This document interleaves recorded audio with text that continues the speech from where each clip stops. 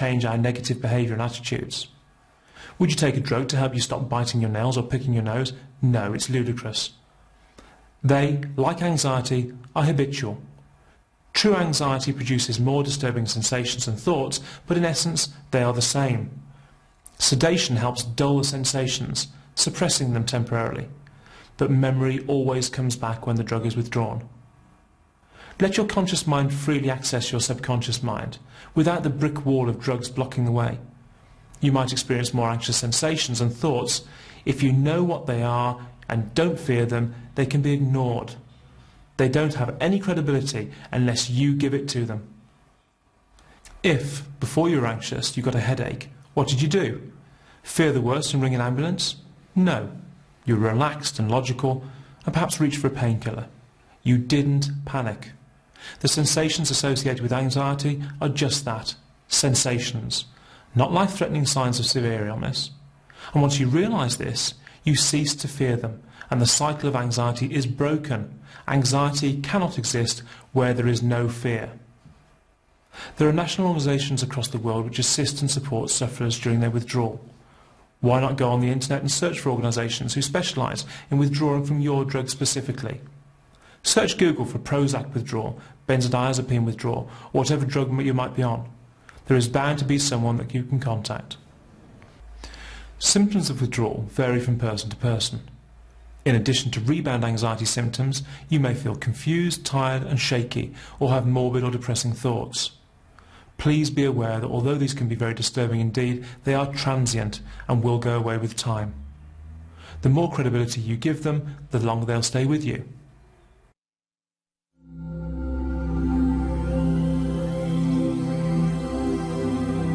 I describe diversion as the first element of my holy grail of well-being. Do not take this lightly.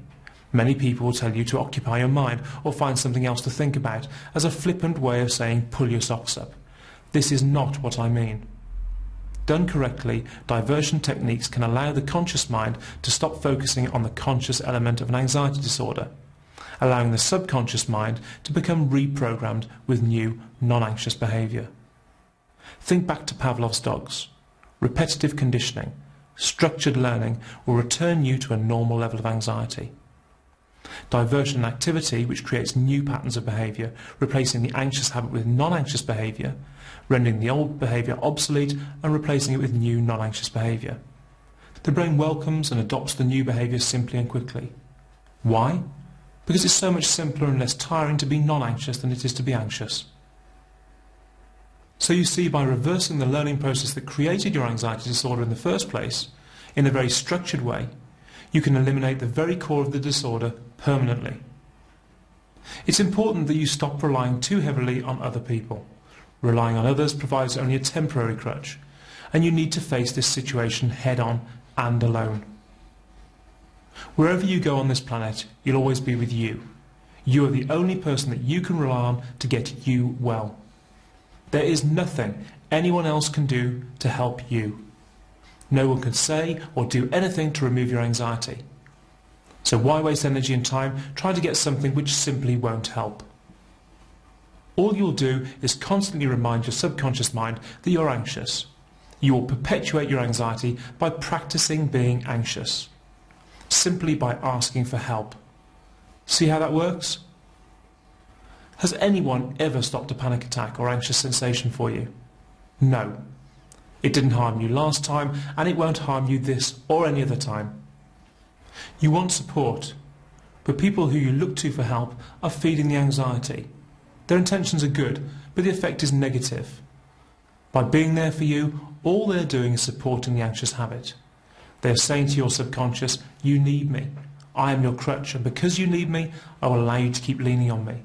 I won't allow you to replace your subconscious, anxious habit with non-anxious behaviour.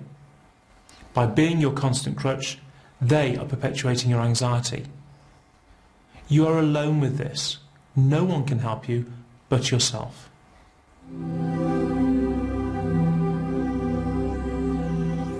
Hi, I'm Beth Linden, Charles's wife. I just wanted to say a few words, not only to anxiety sufferers, but primarily to the loved ones of the sufferers. When I met Charles, his anxiety was just part of him that I accepted. The cocktail of drugs was difficult to be objective about, really, because neither of us knew what was and wasn't helping. It turns out that none were, but at the time you just trust the doctors. And why? Because they're doctors and we're not. You assume, I guess, that they know what they're talking about. As a layperson, you just go along with what the so-called professionals tell you, because you think they've had so much experience.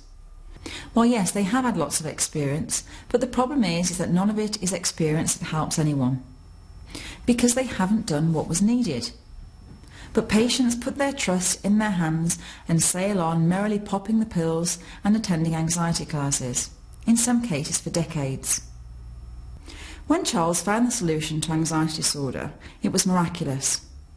I was working long hours, worrying about Charles and trying to make the most of what seemed to be a pretty desperate situation. I came home from work one day and Charles said to me, "I think I found something that's going to make me better." And I thought, yeah, right. But actually it turns out that he had. Charles gave me a list of instructions to follow. Instructions, he said, that will help me to remove the anxiety from my life. As the dutiful and worn-out girlfriend, I complied, and my word, I'm glad that I did. These were the rules. By the way, these apply to anyone who lives with or cares for an anxiety sufferer. Number 1. Don't ask how they are feeling, ever. 2. Don't enter into supportive conversations, no matter what they say. Just be there and hold their hand. Repeat, you know what it is, but do not try to reassure them by talking about the symptoms. 3. Encourage them to do more. If you see them sitting around doing nothing, give them a task. 4. Try to encourage them to go out more. Reintroduce any socialising that may have slowed down or stopped. 5. Don't give them the cold shoulder or doubt or undermine their efforts. Be loving, supportive and kind. Don't add guilt to their already burdened mental state. 6.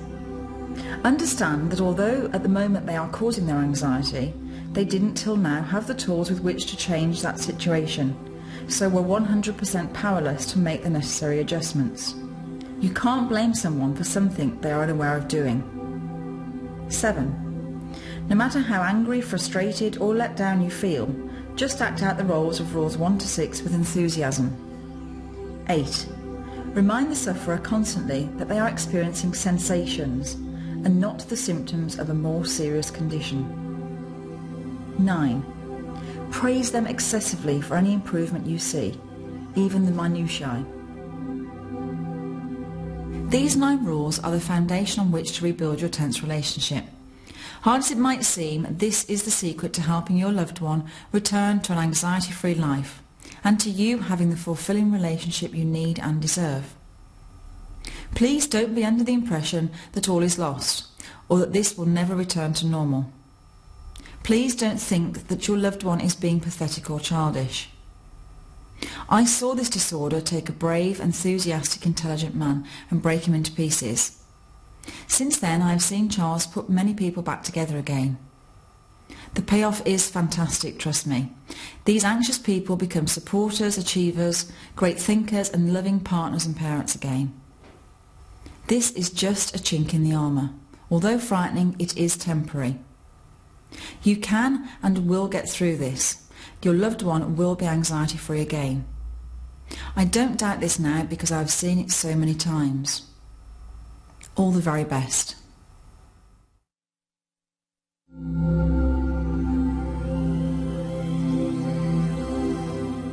There are a number of practical issues during recovery which are of specific benefit and which serve to create physical changes that support and assist your recovery.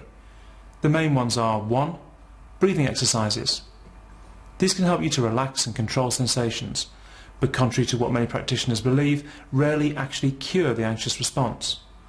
Breathing will be corrected naturally when you've eliminated your anxiety. 2. Visualization exercises. Very useful to divert and relax, visualization exercises give your subconscious mind the opportunity to refocus and heal. 3. Posture. Correct posture allows your body to breathe correctly and creates efficient circulation and digestion. Vital for general good health, but also for recovery from anxiety. 4. Diet. It's essential that you minimise or eliminate those substances which can create anxious responses. Caffeine, tobacco, stimulants or drugs for example, and that you embark on a balanced and level diet. Avoiding sugars and fats and ensuring that you receive regular small meals. Balancing every system in your body will create equilibrium and harmony in every system that is affected by your anxiety. Correct breathing is a vital element of your journey to well-being. Why? Because your body is like a well-oiled machine and it requires fuel, food and air. Your autonomic nervous system is affected by stress and muscular tensions, and it affects breathing patterns. And it also upsets natural body chemistry. Correct breathing can decrease your heart rate, decrease your blood pressure, decrease your metabolic rate, decrease muscle pains, and increase circulation. Efficient breathing techniques are vital for alleviating many anxiety symptoms, for example, hyperventilation, dizziness, smothering sensations. Master correct breathing and you will conquer your symptoms. However, simply by changing the way you breathe, you cannot undermine and eliminate an anxiety disorder. It is vital that you understand that whilst it's very important indeed to try to breathe correctly, your breathing will only return to normal after you have eliminated your inappropriate anxiety. Hyper and hypoventilation are both very common features of anxiety disorder. They can remain with you until the disorder has gone completely. Just consider your shortness of breath as you would any other anxious sensation, meaningless and powerless. The sooner you do this, the sooner every sensation will retreat. It's a common misapprehension that taking deep breaths will help you to calm during your anxiety. This is totally wrong. Instead, lengthen exhalation in order to relax. Lengthen inhalation in order to invigorate. By breathing calmly and regularly in average breaths, you'll feel calmer and less anxious. Most people neglect good posture, and on the whole never experience any negative effects until later in life. Some suffer from bad backs, some from circulatory problems, but the effects of bad posture can be far-reaching and sometimes very serious. For somebody experiencing anxiety, bad posture can have a profound effect on the way they feel. So what is so important about posture? If muscles, bones and organs are compressed, restriction will affect breathing patterns. Fear and anxiety affects posture. Psychologically, we want to protect and shield our bodies, so typically anxious people tend to huddle up into a ball like a hedgehog. This can cause compression of internal organs and the circulatory and digestive systems, causing pain, muscular discomfort and symptoms that are generally associated with anxiety. This is all avoidable. So, improve posture for immediate benefits. You could also try yoga or Tai Chi, which promote muscular strength, good posture and breathing, and are fun, simple, and not at all strenuous to practice.